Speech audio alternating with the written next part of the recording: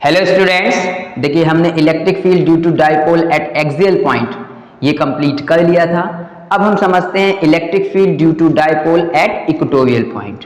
आपको पता होगा, मैंने आपको बताया भी था, जितने भी पॉइंट जो हमारे एक्सिस के अलॉन्ग होते हैं, जैसे ये हमारा डाइपोल है, सपोज मान लीजिए डाइपोल क्या होता है आपको पता है, दो अपोजिट चार्ज सेम मैग्नीट्यूड के, मतलब एक पॉजिटिव होना चाहिए एक नेगेटिव, स्मॉल डिस्टेंस से सेपरेटेड हो तो इस सिस्टम को हम डाइपोल बोलते हैं। और इनके बीच के डिस्टेंस जो है वो काफ़ी कम होती है। एक चार्ज और दोनों चार्ज के बीच के डिस्टेंस का जो प्रोडक्ट होता है वो हमारा डाइपोल मोमेंट कहलाता है। जैसे कि यहाँ जिस P से डिनोट किया गया, P हमारा होता क्या है ये आपको याद रखना, P इज इक्वल टू हमारा क्या होता है, वन चार्ज और दोनों चार्ज के बीच की डिस्टेंस। यहाँ पे कितनी दी है, 2a। यहाँ पे डिस्टेंस कितनी कंसीडर की है हमने, 2a। तो इस बात को आपको याद रखना है। जो हमारा डाइपोल मूवमेंट है यहाँ पर वो कितना है, P इक्वल टू एक चार्ज मतलब Q और दोनों के बीच की डिस्टेंस, तो सिंपली हम इसे 2qa भी लिख सकते हैं। तो डाइपोल मूवमेंट हमारा कितना है, P is equal to 2qa। Clear.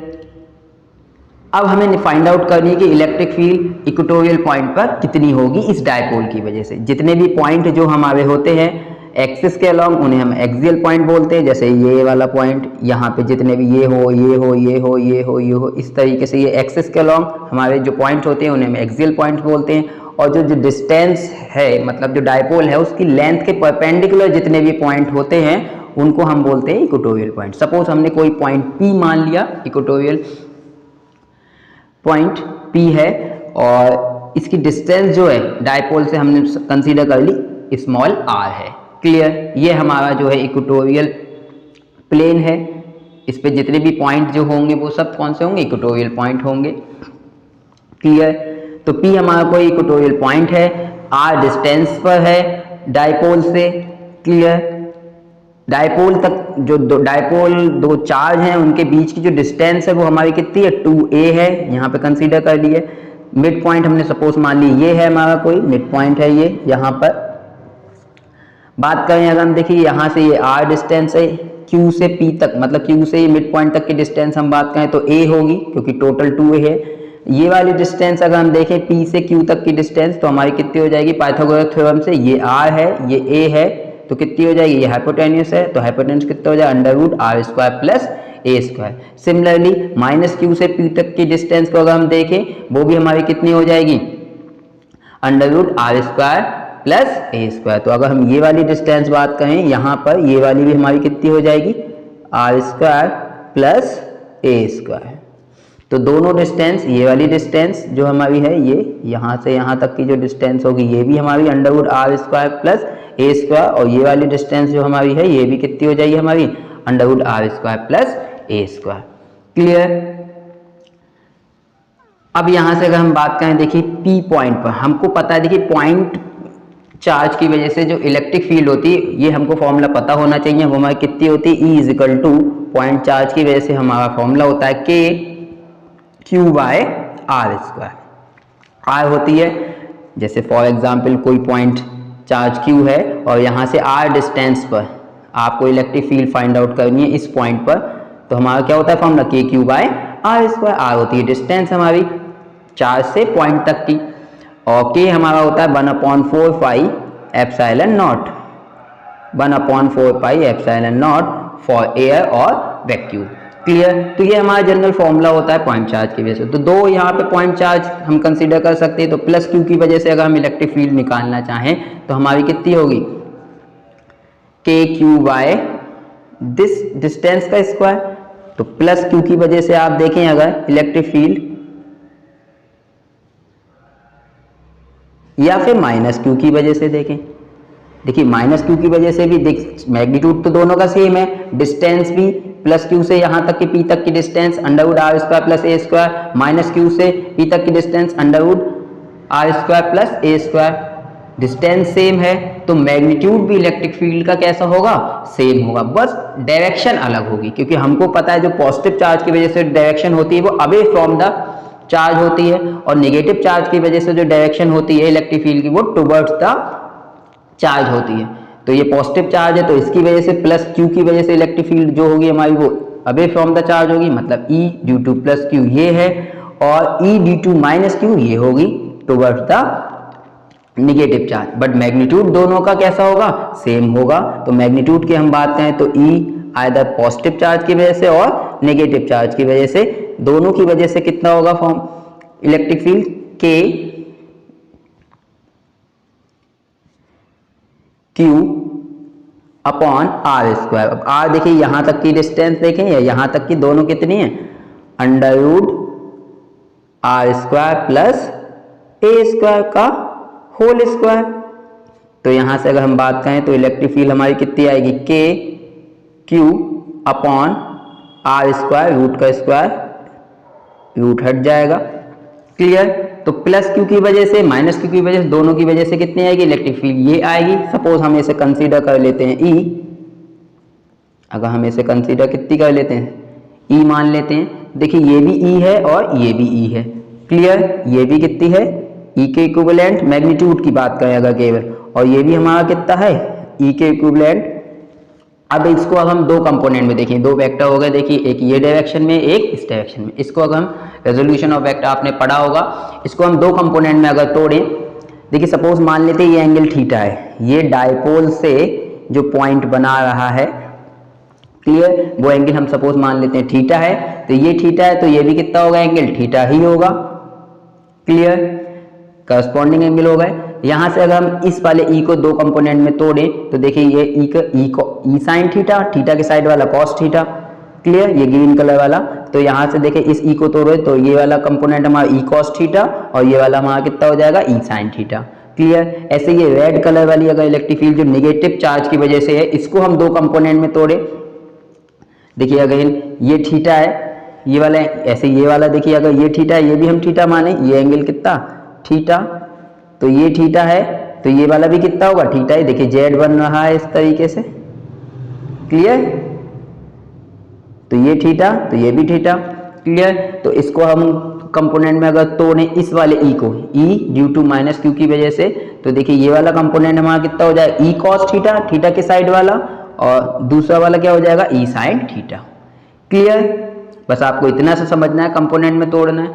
तो देखिए E sine theta, E sine theta, ये नेगेटिव की वजह से जो आएगा इस डायरेक्शन में आएगा, और पॉजिटिव इलेक्ट्रिक फील्ड की वजह से जो आएगा, मतलब पॉजिटिव चार्ज की वजह से इलेक्ट्रिक फील्ड उसकी वजह से आएगा वो ऊपर की डायरेक्शन में आएगा। अब देखिए E sine theta will cancel out, क्योंकि इक्वल एंड अपोजिट है, ये भी E साइन थीटा है और ये भी E साइन थीटा है, तो ये दोनों तो कैंसिल हो जाएंगे।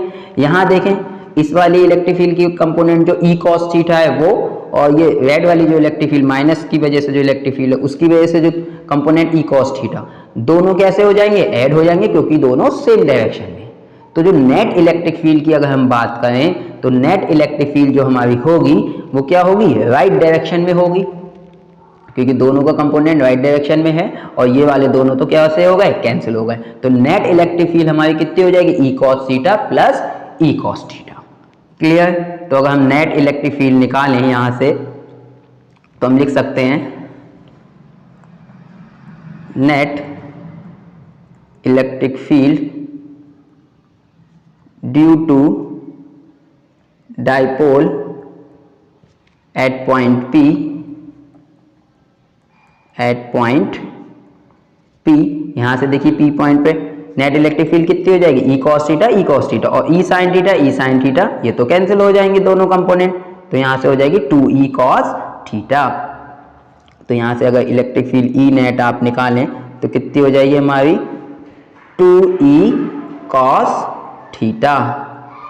यहां से अगर हम देखें E की बात करें तो E हम निकाल चुके हैं, देखिए E कितना है हमारा, K Q by R square plus A square. तो यहाँ पे आप पुट कर दीजिए सिंपली 2, E की जगह हम कितना रख सकते हैं, K Q upon R square plus A square.